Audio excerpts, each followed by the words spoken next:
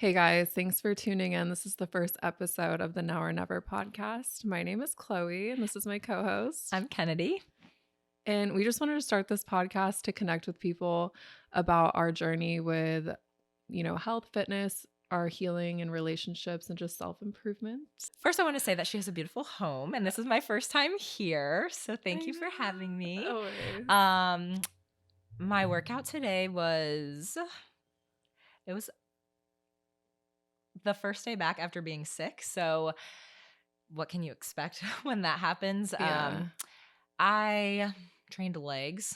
Oh my which gosh. is rough. The first day The back, you're first like, "Let day me back, just I was like, die." I have this thing where I don't like to mess up my training split. So like, I think we talked about this the other day. Yeah. I forced myself to work out the first day that I was sick because like the next day was supposed to be like a scheduled rest day. And so then I was like, okay, well, if I have a scheduled rest day and I'm still sick so many days later, then I'll just keep prolonging my rest days and then I'll pick back up on my program where like I normally would have after a rest day, Yeah. which is legs, because that's one of my weaker points. And so I'm trying to grow my legs. Excuse me. I'm trying to grow my legs to kind of like keep up with my upper body. So doing that after like a rest day makes more sense because I'm like fresh, not so fatigued. Like I'll have the most energy to give to those lifts. Mm-hmm. I could not breathe Oh today. my Literally, God. I could not breathe. Like I was doing my very first exercise was like a 45-degree hyperextension, like the booty builder one that we have. Yes. Kills my glutes. Yes. But I could not breathe. Like that was like the easiest thing ever and I could not breathe. Yeah, even if you're like not sick, I feel like I can't breathe when I do that. Really? Yeah. I know. I totally like whenever I don't know if it's just that movement alone kills me. Like Yeah. like entirely kills me and I don't know why. Like it doesn't seem like it would be something that's like it's not a leg press, it's not a hip press. It's I not know. heavy squats. Yeah. 45-degree hyperextension just with the cable. And it toasts my glutes. I love that he got that because that's like one of my favorite movements. Me too. And I love doing it first. Yeah. Oh, that's a good idea. I haven't done that. I feel like it like primes my glutes for the rest of my leg day. I need to do that. I've been always doing like the abductors first. That's also good to do first. Because you need those for full quads. I took out like all my squat movements because I don't want any more quads. I'm just glutes only. Fair enough. Yeah. Fair enough. Glutes and shoulders only. Trying to grow the dumpy. Yeah, exactly. It's like the two most important body parts, I think. Yeah. In my opinion. But I also am in the same boat as you. I could take some of your legs. I know. But I definitely need to grow my glutes and my legs, my whole lower body in general. Yeah. So. That's me with my shoulders. Just dead. Do you think you're going to compete again? I don't know. I keep telling everyone I'm done. I'm like, oh, I'm done competing. And I said this after my very first show ever that I was never going to compete again. Mm-hmm. But then I ended up competing like 6 months later. I was like, okay, time to prep again. Yeah. But this time was different. I don't know. I like was struggling so bad post show, which everybody goes through it. And then I started thinking, I was like, I'm going to be 30. Like, do I need to be putting my body through this now? But I'm like, I guess we're not that old. I'm just thinking about, I just was getting paranoid. I just really want to make sure it's something like I really want to keep doing. Mm-hmm. But I love like watching I love the sport. Mm-hmm. And I have learned so much through prep and I'm so excited to watch you compete. Are you out of your cut now? I guess technically. So the last time that I checked in this past Wednesday and he gave me, which I was sick. So he gave me like a food increase and then I didn't eat anything for like 3 days. Yeah. But we're like slowly trying to re-up my calories. So I don't think technically like I'm still like I'm not really in a deficit. Like I'm kind of gaining again. But it's not really like, we haven't like said like, oh, this is a bulk, oh, this is a cut. It's kind of just like seeing how my body is going to respond. Mm-hmm. And I feel like he's just like the type of coach that like there's not like certain labels on things. I feel like it's just like you're sticking to whatever the plan is and like whatever that like goal is you're just trying to adhere to the plan as much as possible. And like if you gain weight, you gain weight. If you lose weight, you lose weight. It's all just based off of like how you look and like your photos. And so that's what I really enjoy about this process with him is that it's like week by week, he can not like week by week, but he'll point out like, where the improvements were, like where we can, still make improvements, like what's come up, like what's, inflammation is down, different things like that. Yeah. Um, so I don't know. I'm like anxious that the scale is going back up, which is so Yeah. weird because I've never felt that way before. Like I've always been like super excited to bulk and just like put on size. But I think this is like the leanest I've ever been. Yeah, you look amazing. So thank you. Yeah. I've never, well, okay, I don't want to say the leanest I've ever been. I've definitely been leaner, but not with as much size as I have now, Mhm. which is still not a lot of size No, you look in swole, girl. comparison. Yeah, you look I swear you look so good. It's still not a lot of size. I still have a Yeah. lot of work to do, but um Like the improvements are there for yeah, sure. and it's just like I finally have like seen what I'm like capable of, I guess, Mhm. like with getting as lean as I did with him while like maintaining a lot of my muscle. So it's going to be hard to then like now shift from that. And I Mhm. wasn't prep lean, like I didn't get stage lean, like I wasn't in my calories weren't even super super low like at any point in my cut. Low for me, but not as Yeah. low as they're going to get like when it comes to like a prep situation. So, I don't know. It's going to be a struggle, but I'm just trying to remind myself that it's like part of the process. Yeah. I feel like though, as far as how lean you got, I feel like you were leaner than you think, because I feel like if you were going to compete in bikini, you weren't too far off from Really? the level of Well, that is conditioning you true. could have needed for that. But it's figure baby. I You're going to be know. The big shredded. girls, the Yeah. big girls. Yeah. So, um How do you feel now that your food has increased? I feel like when you started cutting, it was kind of like, I feel like you got lean really fast in your cut. Do you feel yeah, better now? so I don't know. Well, I kind of struggled in the beginning of my cut because like when I first started working with my coach, we had cheat meals on board or free meals on board. I don't like to call them cheat meals. Yeah. Cuz it makes you seem like you're doing something wrong and I need that's to not the stop case. doing Yeah, that. it's a I do free that. meal. So, Yeah.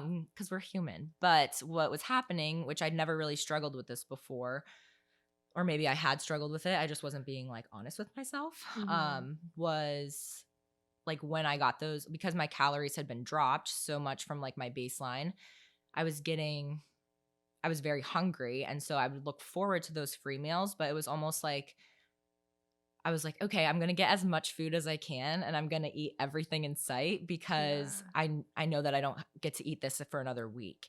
And it was just like this very like detrimental process, I guess, within myself where I was like, I don't I'm deterring all of the progress that I just put in throughout the week being in the calorie deficit and then eating 5,000 calories in one sitting, which it probably wasn't that much. Yeah, But it probably like it was way more than you should have been yeah, eating. and Yeah. and in hindsight, like I think probably for like 2 or 3 weeks I wasn't saying anything to my coach. Like I just kind of was like, "Oh, like, I'll just get right back on plan the next day. Everything's going to be fine." And it was, but like my body just wasn't I felt like it wasn't changing as fast as it could have. And so like Mhm. after that like 2 or 3 weeks I had been honest with my coach Mhm. and I was like, "Hey, I think I'm overdoing it on these cheat meals. Like I don't really want to develop any type of like disordered eating, but I feel like that's kind of like where this is going with from like a Yeah. binging standpoint."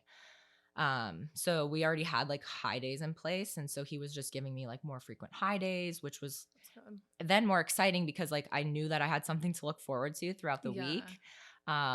So that was really nice. And then once we did that and I wasn't really eating like a lot of processed foods, a lot of like extra Mhm. like calories, like a lot of inflammation, like my body just kind of Was responded like, so much okay. better. Yeah. And I was doing a lot of cardio as well in the beginning. Well, not a Mhm. lot, but like I think like 40-ish minutes or so. Mhm. Um, but I was having a lot of like changes on like my blood work that was showing that I was in like a lot of like my cortisol was high and different things like that, which, if your cortisol's high, it's going to make it a lot harder for you to lose weight. Yeah. So we actually pulled the cardio and then my weight continued to trend That's down despite crazy. like Yeah. not doing a lot of extra cardio. So I think at that point in time, he like decreased my calories a little bit more, Mhm. but to compensate for the fact that I wasn't doing cardio and like expending those calories. Yeah. Um, and then my body responded like even better. So I was super happy with it. That's so cool. Yeah. It's crazy how, and I feel like I'm like this if I'm in a serious cutting phase, is if I just stay away from any type of crazy meals Mhm. altogether, because I feel like when I get it, it like triggers something in my A brain. So I want to keep 100%. eating like more and more more in of the like the same good food. night. Yeah, it's No, like 100%. yeah, it's like a dopamine hit Yeah, or yep, something. Yeah. 100%. That's why like it's so hard for people to make the transition from like I don't want to call it like an unhealthy lifestyle, but like for Yeah. lack of a better word, like when you're eating more processed food, not really paying attention to the things that you're putting into your body, like you don't realize the effects that it's having on you. So like Yeah. your body's like always going to continue to crave those like sugary foods, junk foods because Yeah, for of that sure. dopamine hit you Mhm. get from eating those foods. But if you are like patient with yourself and like just stick to the plan that's ahead of you, like Yeah. you'll in turn feel a lot better. Yeah, and your digestion and A bloat, like hundred you just percent. definitely see a huge difference in my waistline. Even if I'm at the same weight per Mm-hmm. se, like if depending on my diet, I feel like my waist is a lot smaller if I'm not 100%. eating a bunch of crap Yeah. foods. Where are you at right now with your Yeah. like your food cutting, bulking? Yeah, so we just did so after my show, the post show really is hard for me, the transition, and it is for like so many people Mm-hmm. just because I feel like you got to eat with your friends and like you're probably going to overdo it a little bit. And for me, it's like a very slippery slope because it just goes down a very dark, like Mm-hmm. to a dark path. So, okay, post show, you go out to dinner and everything like that. You eat out with your friends, which is fine. But when I got home that week, I was eating bowls and bowls of just oatmeal, like Mm-hmm. just days in a row. I would eat until I was sick and like be laying on my floor ill. And it's not I feel like it wasn't necessarily because I felt hungry. It was just almost it was like an emotional eating pattern and then For sure. it was really hard to get out of that. Do you feel like it And was because like well, I feel like this is probably true, but yeah. like your body was in like starvation mode for so long, being like a competitor where you're like eating super low calories that you like Mhm. do you feel like you had the thought process with the food where you were like I'm not going to be able to eat that like I have to eat as much as I can right now because like I'm not going to be able to eat, like this food isn't going to be here at some point like those types Yeah. of feelings or I don't know. I think that's how it started. And then obviously I was gaining body fat back, which you have to because Mhm. you need to get your period back and stuff like that, which I ended up getting my period back and my body was healthy again.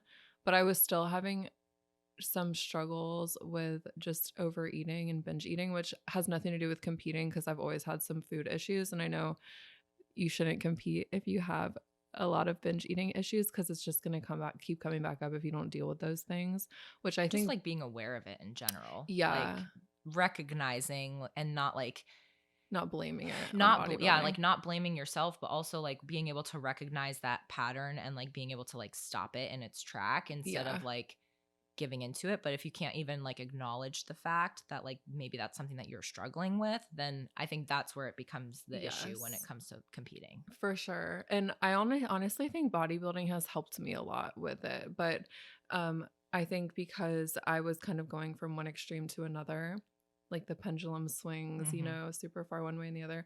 But I've just recently started to be able to realize what's triggering it because I've still been kind of dealing with it. Not as extreme as it was post show, but still overeating. But I wasn't, not even because out of hunger, but it was almost like an emotional thing Hmm. for some reason. So just being able to just take myself out of the emotion and then kind of change it with another habit is what I'm Hmm. trying to work on. But right now I'm actually trying to do a little mini cut, which Oh, I know so sounds so exciting. counterproductive from what I was just talking about, but I don't think it has anything to do with diet like cutting or Hmm. bulking or whatever you might call it. I just think It could be like a cleanup. it's an outside thing, the Yeah, for sure. emotion. So yeah, I'm just doing a little mini cut just cuz I gained a little bit of more body fat than I'm comfortable with, which it's fine, but I want to just cut down like 10 pounds maybe and then maintain around that. Cause I mean, I've bought all of us people that compete and like, lift and getting ready to compete and stuff. We put so much of our self worth into how we look. Hmm.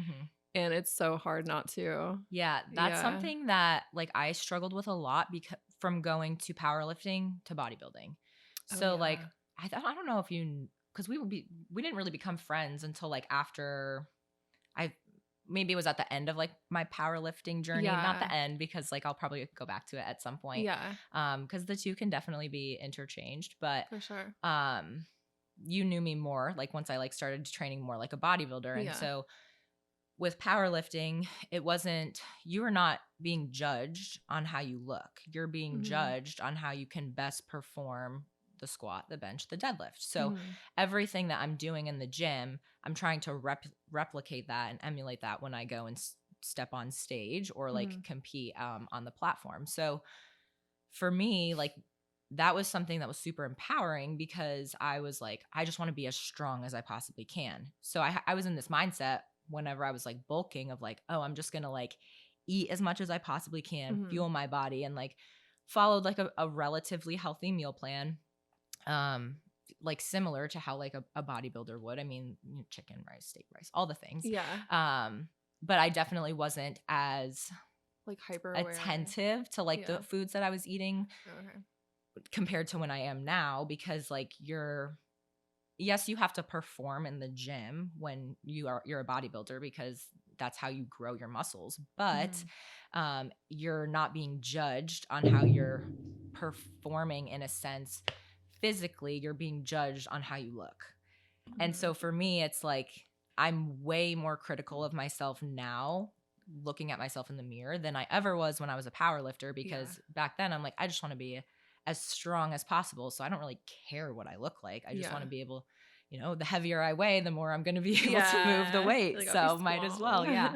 Um, and so like transitioning into bodybuilding is definitely something that has been a struggle in the sense that I'm just way more self-critical and like also way more proud of myself because I am happy with what I've accomplished, but like seeing all of the other people that are Yeah. out there in the bodybuilding world, it's like I got a lot of work to do.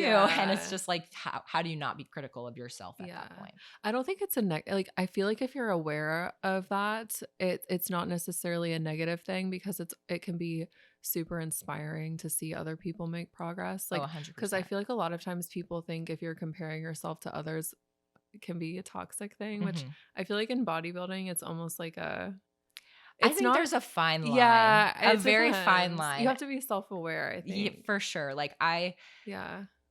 I don't know if you can relate to this, but like I was following, well, I still do. Like I follow a Mhm. lot of people on social media whose physique I admire or like aspire to like emulate, but sometimes that can come at a cost because then it's like Yeah. causing you to like compare yourself to them and like their journey, and it's not like at the end of the day they may have been training for like 5 or 6 Mhm. years. I've been training for that long, give or take, but it hasn't all been specifically for bodybuilding. That's It's true. been like different types of training styles, which aren't always going to yield the same outcome. Mhm. Um, and so, like for me, I always just kind of remind myself that you can't compare like your day one with someone else's day 765. Yeah, Like and you never know what phase somebody is in. Like, if someone's 100%. super lean and you're maybe in your off season, you might Hmm. have to hit mute on their post because 'cause you're Yeah, just like, "I just can't mentally handle this right now," 100. And I which think is that's fine. too like Yeah. that's a good point because like I was gonna say you cannot if you find that those things that were once inspiring you are now causing you to be like self-destructive, you can always Yeah. unfollow them. So No true. shade, no harm, no foul. Yeah. But the mute button is maybe a Yeah. better option because maybe at some point when you are feeling a little bit more like secure in yourself or like you Yeah. have that mental clarity, then you can unmute them and start using it as motivation again. But Yeah. I think at the end of the day, you just have to be your own motivation. How do you feel so when you're in your cutting phase, you're super like you've said, you're super hyper aware of how you're looking. Do you feel like you're just as hyper aware of how you're looking if you're in like a bulking or gaining phase? Or what do you think the differences are? Like, I how do don't you feel? know. I mean, I feel like I'll have to get back to you on that because this will be like my Yeah. first time Oh, really true. doing that from like a bodybuilding standpoint. Yeah, So that's like I'm true. still just a baby in this sport. Like I have never Yeah. even competed. You've competed how many times? Just three 3? times. When Yeah. was your first show? In 2022. And you did 2 last year. Yeah. Okay. How did you Yeah. place at those? I think I got fifth in my first show. Okay. I did true novice, novice, and open in my first show ever.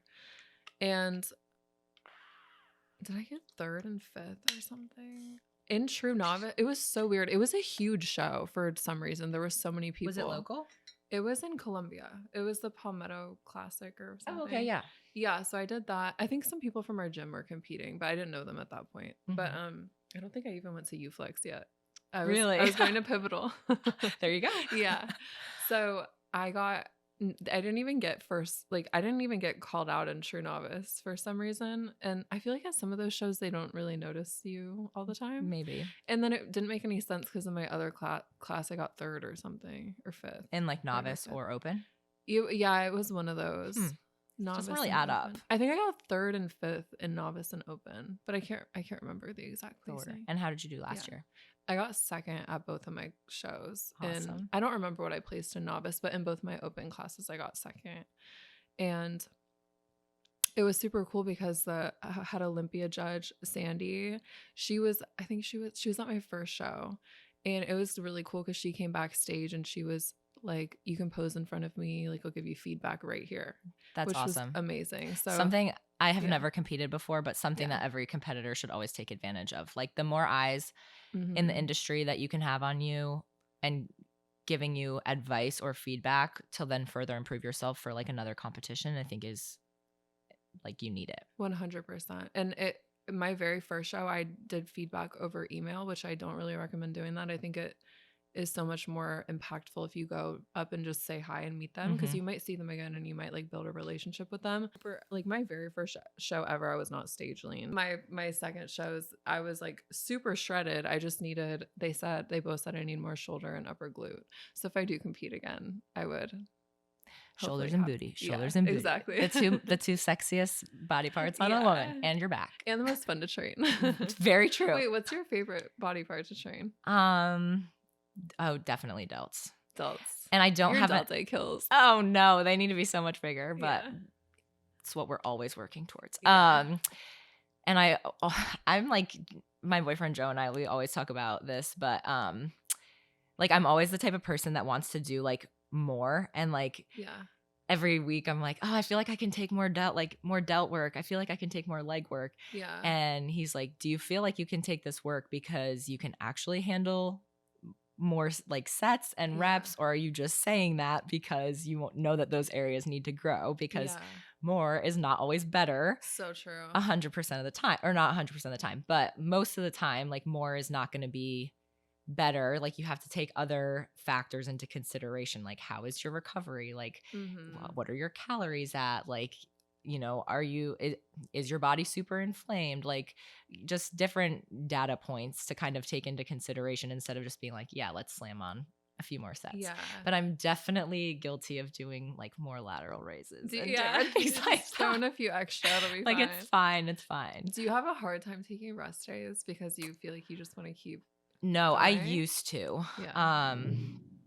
I used to be like that, but now I need like the way my split is set up right now, I do 2 days of training, 1 day off, 2 days of training, Mm-hmm. 1 day off, 2 days of training, 1 day off, and then like my split resets. So it's like it's not like I'm getting all of like my training days in 1 week. So it normally Mm-hmm. takes me like however many days that is, 10 days to like accomplish my whole like Joe calls it like a microcycle. So like just that one little like section of workouts, and then he'll like update my plan accordingly, Mm-hmm. like based off of my feedback from the previous week. I forget the question. I know, I do too. Oh, I don't need a rest day. No, oh yeah, you know, okay. I do need rest day. So like no, mentally you need the rest day. not even like there's maybe like on an off chance, like sometimes that I can train 3 days in a row, but like Mhm. usually after that second day, It's like I need like my body totally. needs it, like my mental state needs it. You know, that's what I was saying earlier. Like if I don't have, like if I have to like change my training split, like if let's say I'm like doing something or traveling where I have to train 3 days in a row Yeah. and then 1 day off, like a day off, and then go back to my next day, it just like It doesn't feel fucks with right. me. I don't know Yeah. why. I'm like, I just need to get back in like the right flow of things. So then I'll Yeah. have to like kind of change things around so that way like it is how I want it to be again. Yeah. Like, I don't know if that's a good thing or a bad thing. Like, I'm just Yeah. OCD and like You're anal like about that super kind of type stuff. A, right? 1,000% type What's A. Joe? Joe's her boyfriend. If He's you don't probably know. more type B for sure. Okay. I used to say, like, when I was in PA school, I used to say, my friend, one of my best friends, Allie, and I, like, Mhm. we're like really close in school, still are. But I love that. we would say we were the most type B, type A people around, Mhm. if that makes sense. Yeah. Like, I'm very methodical. I like to have lists and schedules, Yeah. and like everything is like Seems to color be. coordinated. Yeah, Yeah. like I try to be that way. It's not Mhm. always successful, but that's how I feel like that's like the environment that I thrive in. Yeah. Like I always used to say I thrived in like a school setting because like Mhm. everything was super structured.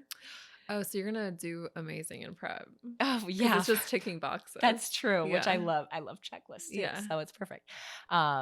But I think the type A personality can come back and bite you in the butt sometimes too, because Mhm. then that makes me like, if I'm not doing things how I like perceive that I should be doing them, I'm like, Mhm. You get anxious. yeah, and Yeah. it can be definitely be like a detrimental cycle. And I want Yeah. to be like a more laid back type B kind of person, Yeah. but it's just not how I'm wired. Do you feel like you have a hard time like, if you don't do it in the exact way that you wanted to, you have a hard time to do it at all? Like, it has to be perfect or you can't do it? That I'm okay with. Okay. Are Do you feel that way, or like are you type A, type B? I don't know. I feel like I'm more type B Mhm. personality. But, like, as in terms of what I've been struggling with the most recently is my diet, Mhm. and I would go say I overeat or something, even if it's not even a lot, I just eat something extra, then I have a hard time doing anything else because Mhm. I'm like it almost feels like I'm not worthy of doing it. It sounds so Aw, sad, Chloe. but it's like it would be hard for me to even like this is not supposed to sound sad, but it would be hard for me to like take a shower or like feel like I can go outside Because and go on a walk s because I don't deserve to do things that make me feel good if I'm not perfect, like with my diet. That sounds so but that okay, toxic. so a little. I think you need to be nicer to yourself. Yeah. Um, but so is it just with like food, or Yes. is it for some like, oh, I didn't take Ellie for a walk at this time, so now like the whole rest of my day is like messed up. No. So it's not like It's that. literally only with and I'm completely aware of having disordered eating, Mhm. like, thoughts, I guess. I don't know if I have an eating disorder, but I've Mhm. had just had issues with it. But anything else, I'm super laid back. Mhm. But for some reason with the diet, I have a hard time with it. I It's so don't know if weird. that's just like a It's just I don't know if that's just maybe like a something that like other bodybuilders can relate to, because like yeah. I get that way too, and so does Joe with like meals where like you have to be so regimented and structured throughout the Mhm. day. Like if you're eating 5 or 6 meals, like you have to kind of space that out and time that appropriately to like make Mhm. sure you get all of your meals in for the day. And so like I don't think I get as anxious if I'm like behind on my meals or like Mhm. not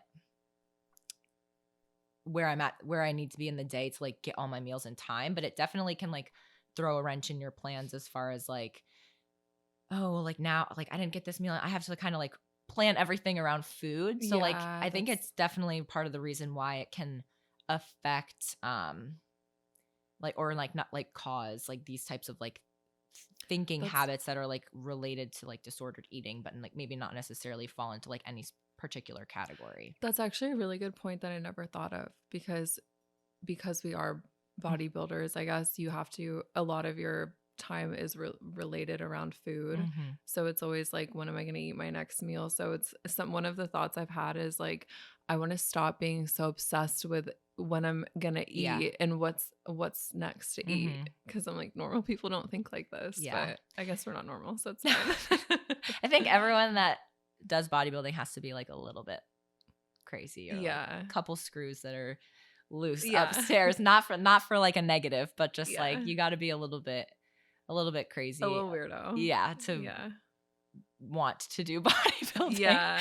Well, when you said, "Is it something other bodybuilders have dealt with?" Well, I used to like telling you this, you're the second person I've ever told about how I was feeling because like a lot of shame comes around feeling Mhm. that way.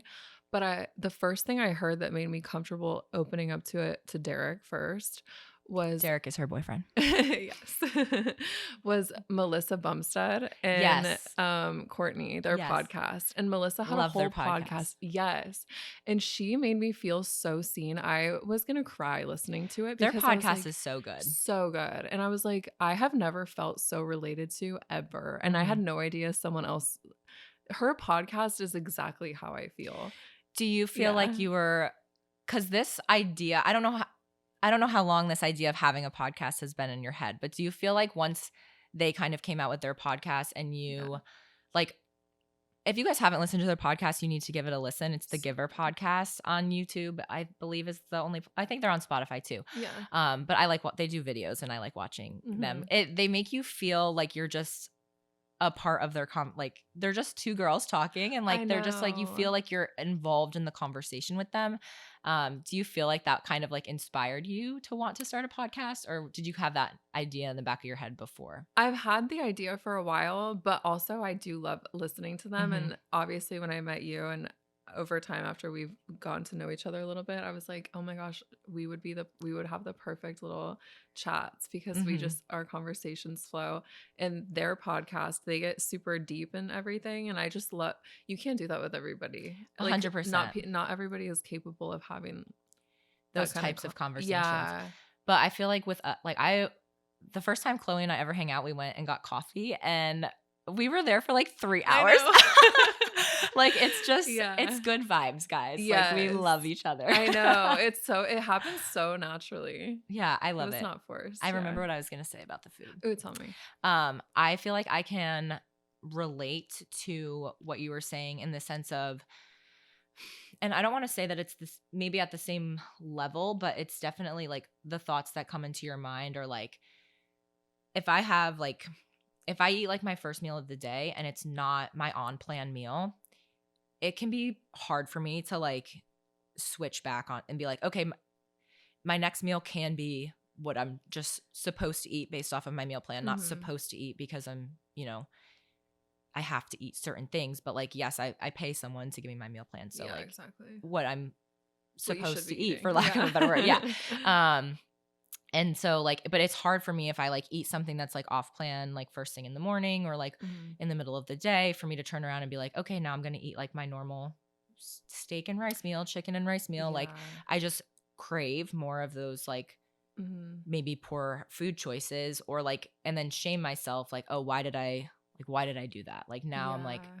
now I'm going to gain weight tomorrow and now I'm going to be inflamed. Now like my Yeah. GI is going to be messed up. And I think you have to just like find a balance between being like honest with yourself and then like Mhm. also giving yourself grace. That's so true. Like you can't, like we are human. Like we're not going Mhm. to be like anybody that competes in like a strength sport. Like you are not a robot. Like you are a human being that has feelings and emotions, and like it's not always going to be like an upward, or Yes. it's not always going to be like smooth sailing. Like you're going to have Yeah. like highs and lows, and that's just like part of That's the such a good journey. point. Yeah. That's like a mic drop. That's so true though. Okay, so we're gonna segue. Just the way that I want to end the podcast, we're gonna do a little Q&A. I got a question. We're gonna give some advice or background about this. So I'm super curious about I this don't know too. anything about this question ahead of time. Yeah. So someone asked me, and we'll do like a full episode about this, I think, but someone asked me, what is your experience like dating, in your case, being in a relationship in prep? I know like you haven't personally been in prep, but like Oh. dealing with your man's when he's in prep.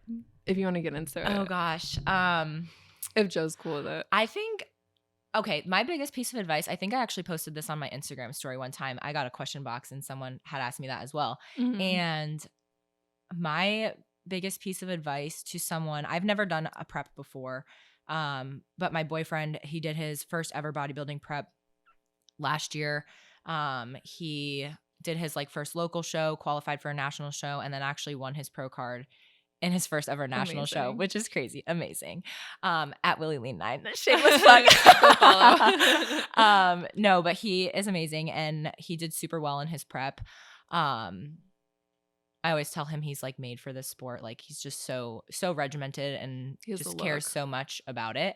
Yeah. But my biggest thing, just being the partner of someone that is in a prep, is to understand that it is a very short duration of time, that in the grand scheme of things, that that person is in prep and they are doing that. It is, bodybuilding is a selfish sport. So like as much as you can, and we can definitely get into this more in the next podcast, Yeah. but as much as you can, um remove yourself from the situation and just think like, what do they need? How can I support them? Like, what can I do for them to like make this process as easy as it possibly can be? Mhm. And then also just like before they even enter their prep, like making sure you're 100% on the same page with like X, Y, and Z. So like for him and Mhm. I, it was kind of challenging for the first one because that was his first prep ever. And also like it was the first time he's ever done a show, but also the first time he's like done it while we were dating. And like it was new for the both of us. Mhm. And so we didn't really know what to expect. Like we knew what to expect from watching other people's preps, but like you never know how it's going to affect like your own Yeah. relationship. Um and there's definitely a whole bunch more that I can get into, but I think the biggest thing is to just be like their undying support system. And like, Totally. especially as they get closer to their show, like super low calories, they don't have like any energy to do anything. Like, I was Mhm. always just asking, how can I help you? What do you need? Because your partner might not always be someone that's wants to ask for help. Yeah. So like making sure that you're checking in with them and like not just assuming that they're going to ask you for help when they need it. Like Mhm. just fully being there for them and knowing that when roles are reversed and it's my turn, like he's going to be there for me. 100%. I couldn't say it better. And I completely agree, like coming from both sides, being in prep, because I actually met Derek when I was just starting prep, Oh, okay. and he was the most supportive person ever. Like it's really hard for me to ask for help, which he's helped me Realize. be able to start doing that. But when I first met him, I could not do that, especially because we just met. But he was the type of person that would like do my dishes for me, Mm-hmm. or like he will carry everything for me, like open all Mm-hmm. the doors, like just make sure that my life is as easy as possible. And I feel like he does that even more. I mean, he does it all the time, but especially in prep, he was just super attentive to me, like making my meals and all that stuff. So it was really Mm-hmm. sweet. And it's hard to trust people to make your meals when you're in prep. Yeah. So Yeah. I cannot relate to that because I've Yeah. never been in prep before. So I don't Yeah. understand I understand what it takes, but I don't understand the level of like control you want to have on the Yeah. situation. It's So that scary. happened. Like, I'm happy that you spoke to that point because, like, for me, like, Joe would always want to, he's like, I got it. I got it. I'll do my meal. I'll do my meal. I'm Yeah. like, no, it's fine. Like, I can help. And I just wanted to be able to help. Yeah. But I didn't realize, like, he just wanted to make sure It's that perfect. nothing got messed up. Yeah. It has to be Because, perfect. and I know that it has to be perfect. Like Yeah. I'm not just someone that You doesn't know get it. anything about bodybuilding. Like I get it, Yeah. but he was just like very like wanted to be in control of the situation, Yeah. which I totally understand because I'm sure that I'll be the same exact way. Yeah, and it's hard to like let somebody else do that, but I think it's easier when you're doing a prep in a relationship. I guess more not necessarily easier, but more understanding because you guys both get it. Because I know Hmm. some people are in relationships with someone that's bodybuilds and does all that stuff, and the other person might not, so they really don't get Hmm. it.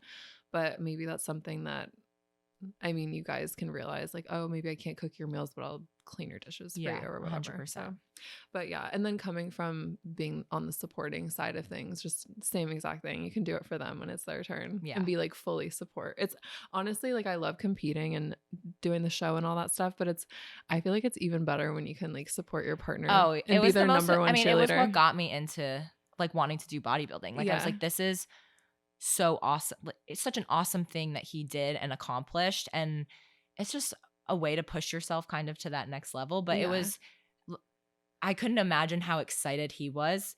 But I've had so much like excitement and Yeah. love and like joy for myself. Like, yes, because you go through the prep with your partner. Like, you Yeah. don't do the prep. Like, you're not physically tired. You're not, not super low calories like You they see are, them. but you see their evolution through the whole entire process. Yeah. And, sitting in the stands just being like, So happy entirely for them. elated, especially when they're doing well. Like, Yes. thank God. But I like, yes, know. like, you just know all of the hard work that went into Yeah. that result. It's So, so cool, and it's gonna feel so good to have him there too, and it's your yeah, turn. because he So, understands for yeah. sure. So we'll get into that in another episode. But I'm We so could talk glad. on that forever. I know, right? We just go on and on and on. But I feel like this was good. This is a Yeah, good little chat. it's so fun. I know. I'm so excited for the next episode. So thanks for listening, guys. Thanks for listening, guys. Yes. And stay tuned for the next one. Bye. Bye. Love. I love it.